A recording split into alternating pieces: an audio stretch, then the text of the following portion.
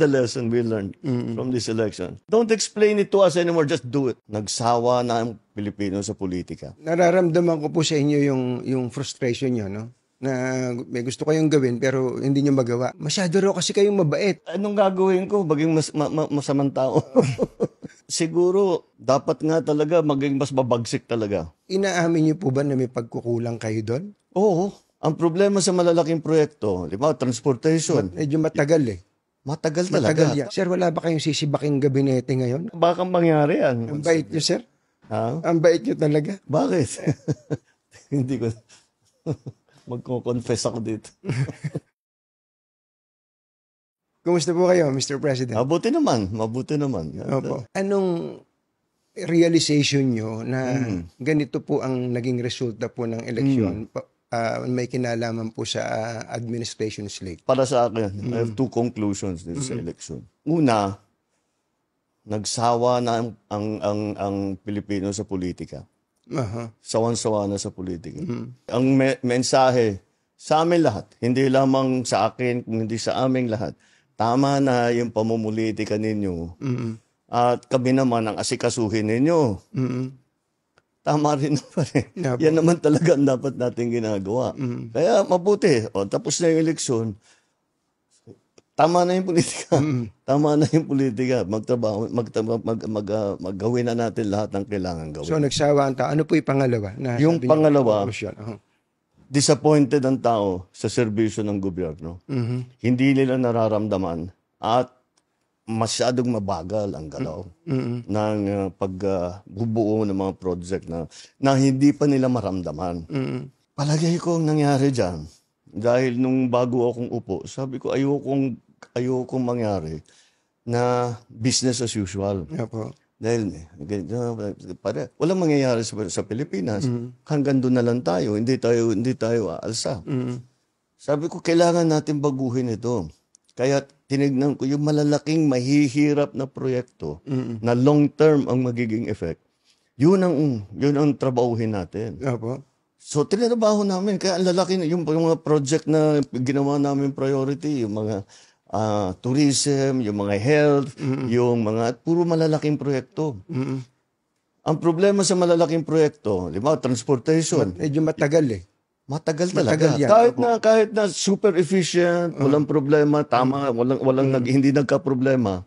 Matagal talaga yan. Isipin mo, yung subway, huhukayin mo yung para makadaan yung tren. Matagal yun, matatapos yan. Tapos na ako, matagal na akong tapos. Pero sabi ko, kailangan magagawa natin ito. Kasi kung hindi natin gawin, paano na, hanggang dito na lang tayo. Kailangan gumawa tayo ng bago. Ang nasa isip ko, may magandang kasabihan, if not us, who? If not now, when? Kailangan gawin na natin. Ngunit, ito talagang na-realize ko, na hindi natin nabigyan ng sapat ng atensyon yung mas maliit na bagay. Yung para maging masagbaginhawa ang pang-araw-araw ng buhay ng tao. Yung pila sa tren, yung traffic, yung mga ganyang klase, para naman mas maginhawa ang buhay ng tao. Kasi iniisip ko, hindi, pag pinaganda natin yan, gaganda rin. Anong gagawin natin ngayon habang inaantay immediate, na? Anong gagawin natin ngayon? Ayun ang talagang bibigyan natin ng atensyon ngayon. Pero, inaamin niyo po ba na may pagkukulang kayo doon? Oo. Nag-concentrate kami lahat, yung kabinete, lahat. Sinasabi ko, ito yung mga importante. Kailangan umpisahan natin ito. At kahit wala na tayo rito, nasa lagay na yan, na tuloy-tuloy na yan. Kailangan ng talagang tapusin. Yun ang talagang iniisip ko. Hanggang ngayon po ba, meron pa rin kayong countdown ng natitirang mga araw niyo sa Malacanang? Araw-araw. Pumapatak yung metro. Yung metro. Anong nararamdaman niyo kapag pagtingin, 1,130 plus days na lang? Ano po ang nararamdaman niyo pag gano'n? Ganon din, mula nung umpisa, kailangan natin madaliin to. Ba't ang bagal? Ba't wala pa? Bakit hindi pa magawa? Binibiro ko nga yung mga mayayaman kong kaibigan, yung mga malalaking Taipan. Sabi ko, naiingit ako sa inyo dahil kahit napakalaki ng korporasyon ninyo, nahawak ninyo, pagka inutos ng CEO, ng boss, tapos na. Opo. Pagka ako nag-utos, marami pa akong kukumbinsin. Oo. Dito sa gobyerno, pagka meron ka naisip na bagong initiative, bagong idea, siyempre ilalapit mo dun sa rank and file, di ba? Opo. Para ito, implement ninyo ito. Naku, ang sagot laging bumabalik. Ay sir, hindi pwede yan. Baka makuha kami, baka Totoo rin naman. Opo. Dahil patong-patong ang mga batas natin eh. Kung minsan, contradictory, lahat ng tao masyadong maingat. Opo. Which is okay na maging maingat. It is okay na magkaroon ng checks and balances. Pero wag naman maging paralysis doon sa bureaucracy. Nararamdaman ko po sa inyo yung frustration nyo, no? Na may gusto kayong gawin pero hindi nyo magawa. Pasensya na uli kayo, tatanungin ko lang itong tanong na to. Masyado raw kasi kayong mabait. Marami nagsasabi sa akin yan. Oo. Anong gagawin ko? Maging masamang tao. Hindi ko naman mababago yung ugali ko. Pero, alam mo, siguro, dapat nga talaga maging mas mabagsik talaga. Dahil, wala kailangan talagang maging mas efficient mas mabilis ang pagdating. Kasama na siguro yan sa eleksyon namin dito sa naging eleksyon na nakaraan. Pasensya na kayo uli, ano? Bagamat ang gusto nyo sana wag na munang politika bago lang natin iwanan yung eleksyon. Can you categorically say na ayaw nyo po ng impeachment? Yung impeachment, nasa Senado na yan. Pabayaan natin sila, may proseso yan. Pabayaan natin ang proseso. Ako, basta ang nasa isip ko, tapos ng eleksyon, balik sa trabaho. Gawin na natin lahat. With the new lessons learned. Papasok na po kayo sa second half, kumbaga sa basketball. Papasok na sa second half. Binabanggit nyo kanina yung mga kailangan ng tao, yung agad-agad. Ako din po, yun din po ang nakita ko na agad-agad. Especially yung tungkol sa bigas. Pagkain, number 1 yan No? Sinusumbatan kayo mula day 1 hanggang sa kamakailan lang yung 20 pesos na bigas. Okay, tatanungin ko po kayo, nilaunch nyo po yung 20 pesos na bigas bago mag-eleksyon. At ang sinasabi na iba, nako, hindi sustainable yan. Patsi-patsi lang yan, hindi maitutuloy ng gobyerno yan. Unang tanong ko po, ba't ho ba ngayon nyo lang ginawa yon? At pangalawa, hanggang kailan ba to? Baka nga patsi-patsi lang po ito. Sige. Ang tanong, bakit ngayon lang? Bakit ngayon lang? Kung kaya nyo palang gawin, ba't di nyo ginawa nung 2022, nung 2023? Dahil hindi namin, nung 2022, 2023, hindi pa namin kayang gawin. Bakit? Ang key dyan, yung production. Kaya patayo namin ng irrigation, ang dami naming dam na ginawa, ang dami na naming pinamigay na makinarya. 2023, ang ani ng palay sa Pilipinas, pinakamataas sa kasaysayan ng Pilipinas. Nalampasan pa yun noong 2024. Kaya sa production, dahan-dahan, inaalalay natin. Bakit ngayon lang na tayo nagbibigay ng tulong sa produksyon? Dahil ang Pilipinas, ang mga opisyal, na-spoiled. Basta't import lang ng import. Tapos, yung importation niyan, illegal and legal. Ang katotohanan, ang nakita namin, ang pang-control doon sa presyo ng bigas ay ang smuggled na bigas. Kaya nag-hoard. Yan. Ang una na, kung titignan ninyo, ang isa sa una namin ginawa, nag-raid kami ng mga warehouse. Itong pinakamalupit. Sinabi namin, ba't may ganito? At hindi na iniintindi, basta't puro ang import natin. Dahil ang nag-i-smuggle, mga official din ng gobyerno. Kumikita sila. O di bakit nila papalitan? Sige, pasok lang sila ng pasok. Hindi nila iniintindi ang production. Hindi na iniintindi yung sistema. Hindi nila iniintindi ang presyo ng palay, ang presyo ng bigas, ang kikitain ng magsasaka. Wala. Kailan po itong mga nag-i-smuggle? Basta ito yung nakita namin. Nung pag-upo ko. Meron talagang ganyan. Nung inipit namin yung mga smuggle at rineraid na namin yung mga warehouse, nabawasan yung supply. kailangan namin ayusin yung NFA. Lahat yan, yung mga changes na ganyan, hindi ganun kasimpleng gawin. May batas na kailangan palitan, mayroong mga taong kailangan palitan, ibang konsepto na. So, ngayon lang namin nabuo lahat. Mr. President, ang isa pa pong importante sa tao, kalusugan, di po ba? Meron naman ng kung anong nahihingi ang mga tao, pero pagpunta nyo sa ospital, lalo sa public hospital, ang hahaba pa rin ng pila. Yun ang problema. Hindi po ba ang haba ng pila? Tapos yung mga tao, parang hindi pa rin nila alam na meron palang mga programa ang gobyerno tungkol sa ganito. Number 1 po dyan, yung tungkol sa PhilHealth. Ano ba pwede natin gawin sa PhilHealth para wala na talaga halos babayaran ng mga tao sa papaksili na ospital? Malapit na tayo doon. Opo. Malapit na tayo doon. Nabanggit mo na rin yung mga pila. Nakapunta na ako sa ospital, 200 ng tao nakahilera. Grabe, ano? Oo, 2 oras bago nila maibigay yung papeles nila. Digitalization lang ang sagot dyan. Dahil pinaparami talaga natin ng member, pinaparami na talaga yung binibigyan ng benepisyo. Hindi na pwedeng kinakamay. Kailangan talaga nasa computer na. Kaya yun ang unang ginagawa nitong si Dr. Mercado na namumuno ng PhilHealth, ay inaayos niya na mabuti yun. Pangalawa, dumalaki ang benepisyo na binibigay ng PhilHealth mula noong 2022 at mas malaki na ang ibinabayad. Mas marami ng serbisyo. Nandungkot nga ako, may nakita akong survey. Tungkol sa PhilHealth. Sabi niya, sana yung presidente, ang PhilHealth ay tugunan na nila yung top 10 diseases or sicknesses in the country. Alam mo kung bakit ako nalungkot? Bakit po? Ginagawa na namin. Hindi lang alam ng tao. Kaya sinabi mo. Hindi ginagawa na namin yun. Pero patuloy, kung titignan talaga at pag-aralan. Mr. President, nasaan ho yung pagkukulang? Andyan na pala yung programa. Bakit hindi alam ng tao? Yun ang problema din. Siguro naging problema namin.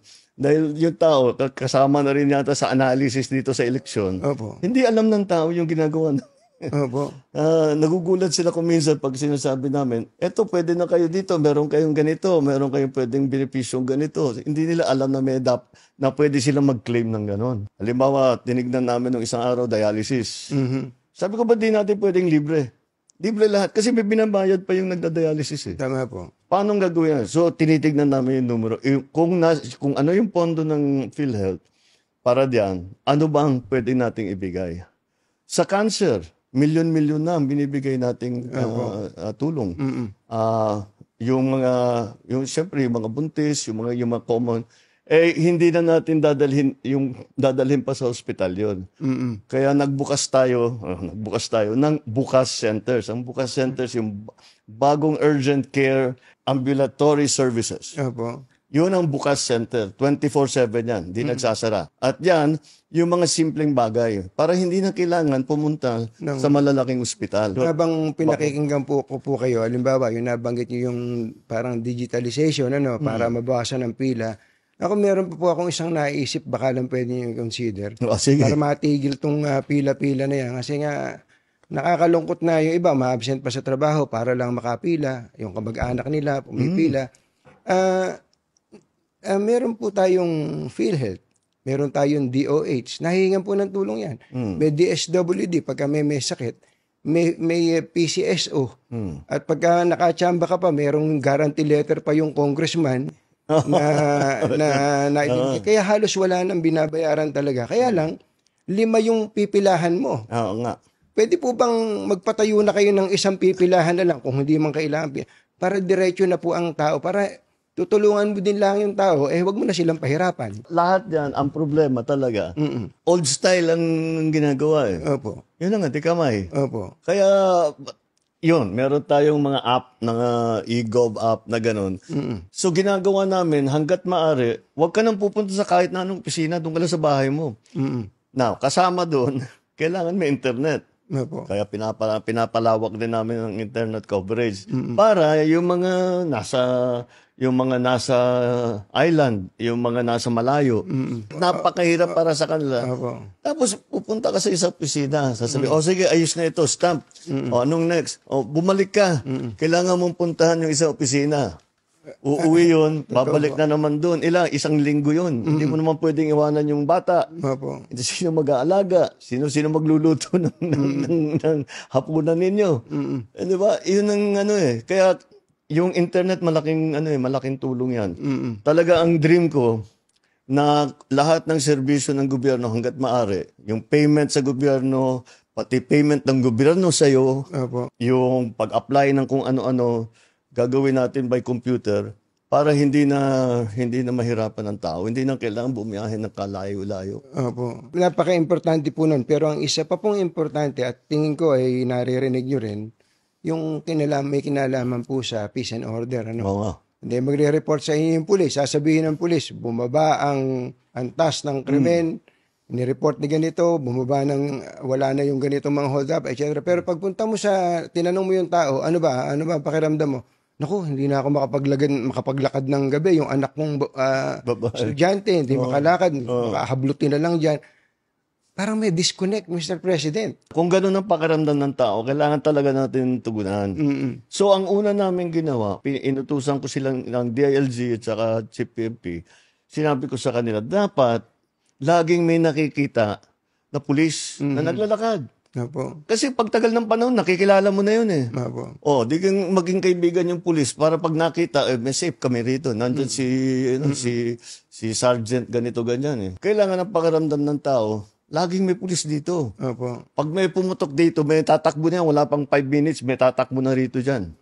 Na tinatanong kung ano yung nangyari dito. Yun ang dapat na mangyari. Police visibility. Tapos yung mga patrol cars nila, di ba dapat ay nandid yan lagi para, actually kahit walang pulis minsan, pag may patrol car deterrent na rin sa krimen eh. Tapos, pangalawa pa doon ay yung ating emergency calling. Di ba meron tayo iba-iba eh. Bawat bayan, 119, 119, 911, 999, kung ano-ano. Gagawin namin isa. Yung pong drug situation. I'm sure nakarating na rin po sa inyo ngayon na may mga barangay dyan na bumalik na naman yung mga gumagamit, tapos yung ibang mga pusher na mga small time lang naman pero nandiyan na naman daw po. Ano bang gusto nyong gawin dyan? Kaya ang gusto namin gawin dyan, pareho na naman dun sa sinatawag ko yung maliliit versus yung maliliit na project. Dahil ang pinanteriya namin kung saan pumapasok. Kaya kung makita mo, yung nahuli namin na shabu, napakalaki na, laking tonelada as compared sa mga nakaraang panahon. So, malaki talagang nahuhuli namin. Kasi hinahabol namin yung malalaking shipment, pinupuntahan namin yung malalaking warehouse, at saka yun. Pero, ang pinakamahirap doon ay buwagin yung sindikato.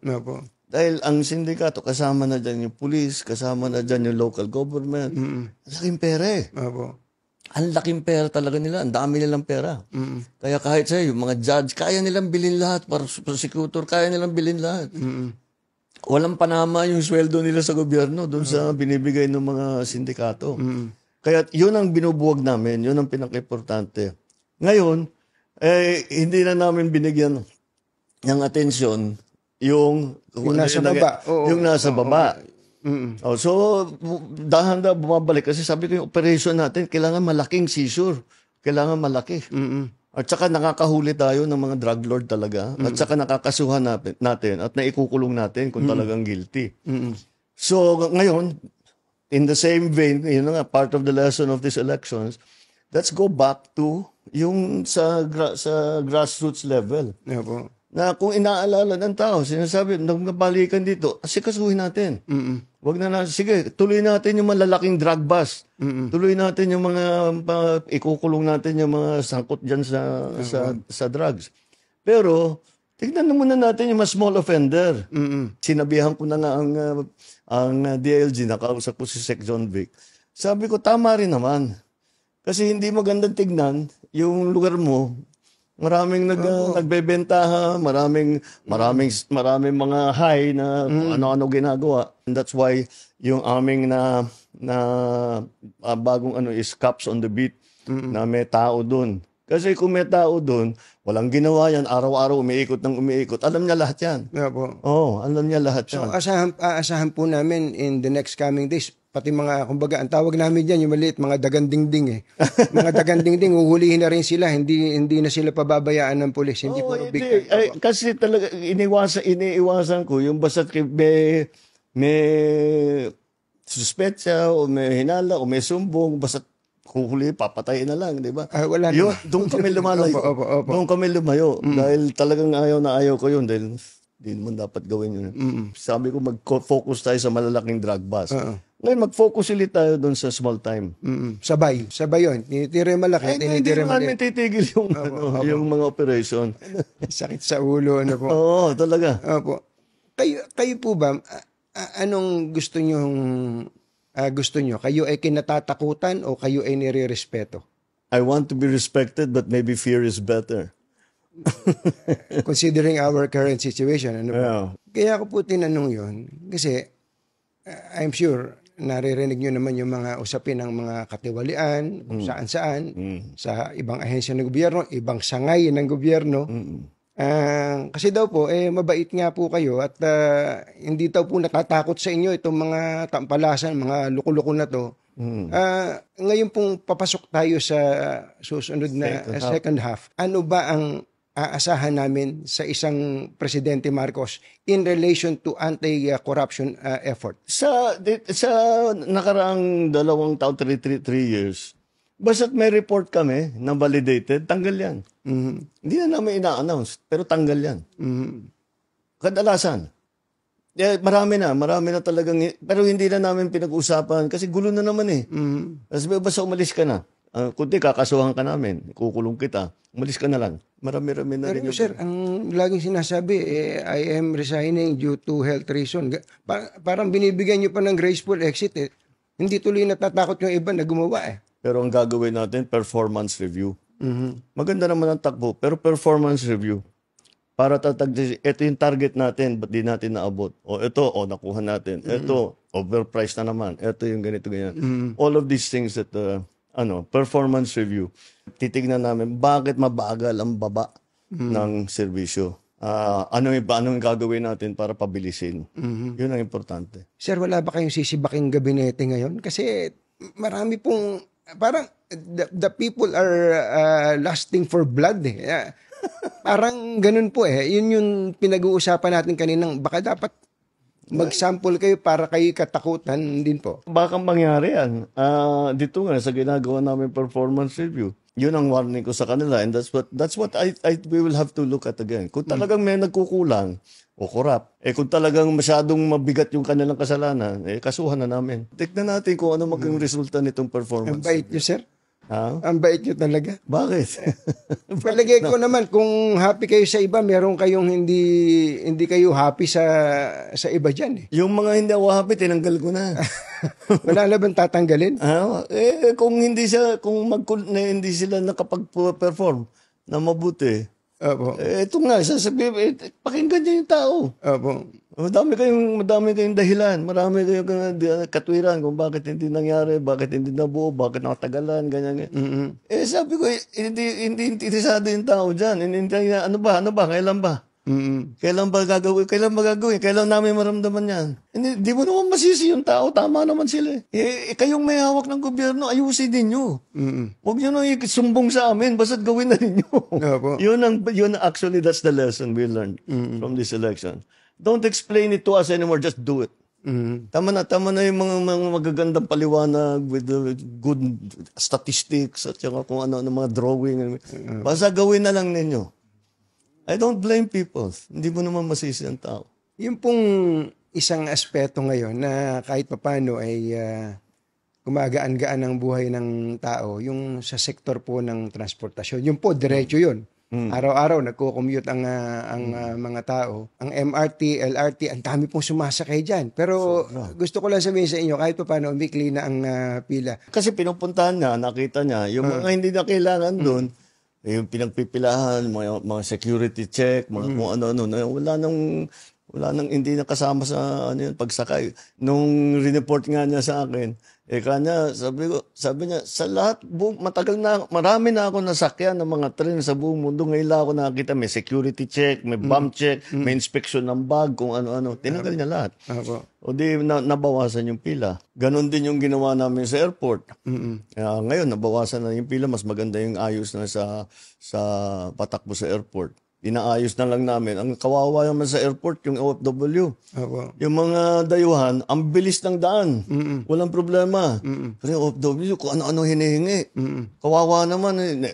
Yung RF code, may ID, may clearance, na kung ano-ano, bago sila makalabas. Opo. Dapat, di ba, yun yung blue lane, di ba? Dapat, OFW ka, sige na. Sige na, stamp, sige na. Di ba?